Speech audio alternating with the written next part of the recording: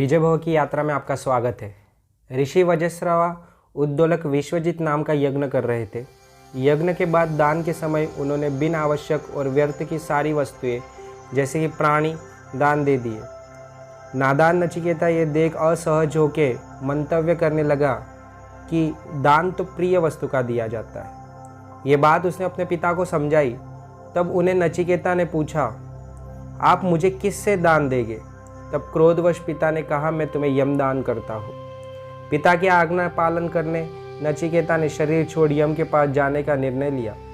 यमलोक पहुंचकर वहां घूमने पर उन्हें 3 दिनों तक यम नहीं मिले, पर नचिकेता द्वारा उनकी प्रतीक्षा करते हुए भूख प्यास से व्याकुल यम को जब यह बात पता चली तो उन्होंने बालक से मिलने और उसे अपना अतिथि बनाने का निर्णय किया और प्रसन्न होकर 3 वरदान देने की बात कही।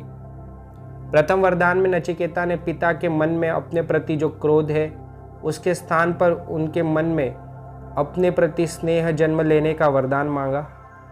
दूसरी कोई इच्छा न होने के कारण नचिकेता सोच में पड़ गया। स्वर्ग की प्राप्ति के लिए उचित क्या है और यज्ञ अग्नि की उचित विधि और विधान क्या है, इसका न्याय मांगा। वचनबद्ध यम ने यह न्याय भी उसे दिया। और अंतिम वरदान में नचिकेता ने यम से पूछा, महोदय, आत्मा का रहस्य क्या है? छोटे से बालक के मुख से यह बात सुन यमराज स्तब्ध हो गए। उन्होंने नादान बुद्धि समझकर अन्य वरदान मांगने को कहा। पृथ्वी, स्वर्ग, ब्रह्मांड, राजपाट मांगने की सलाह दी। नचिकेता कहने लगे कि जिस ज्ञान के बदले में आप मुझे समग्र संसार देने को सज्ज हैं, मुझे वही मूल्यवान ज्ञान चाहिए गुरुदेव। अगर आप देने इच्छुक हो तो मुझे यही ज्ञान दीजिए, अन्यथा कुछ नहीं। आत्मा का ज्ञान देते हुए यम कहते हैं कि किसी भी विषय या वस्तु का ज्ञान प्राप्त करना केवल अध्ययन से संभव है, इसका कोई सार नहीं है। इससे अनेक प्रश्न उठते हैं कि शरीर त्याग करने के पश्चात भी नचिकेता किस प्रकार से भूख से व्याकुल हो रहे थे। नचिकेता और यम के बीच किस प्रकार का संवाद था? पुनर्जन्म की व्याख्या क्या है? मल्टीवर्स किसे कहा जाता है? पैरेलल वर्ल्ड की डेफिनेशन क्या है?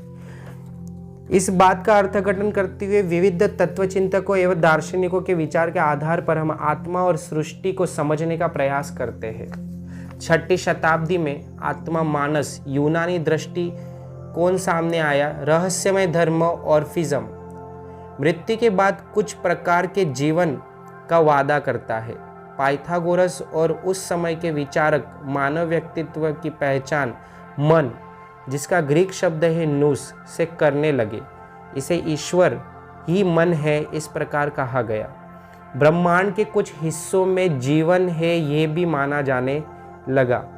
इप्सिस के हेराक्लिट्स अनुसार आत्मा की सीमा नहीं पाई जाएगी, चाहे आप कितने भी दूर क्यों ना जाए, जिसका उल्लेख प्रियूस के पृष्ठ नंबर 226 में किया गया।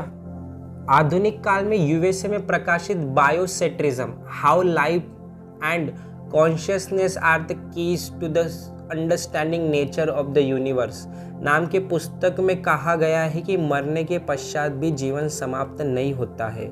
इस बात का आग्रह रॉबर्ट लेंजा भी करते हैं, जिन्होंने ये बुक लिखी है।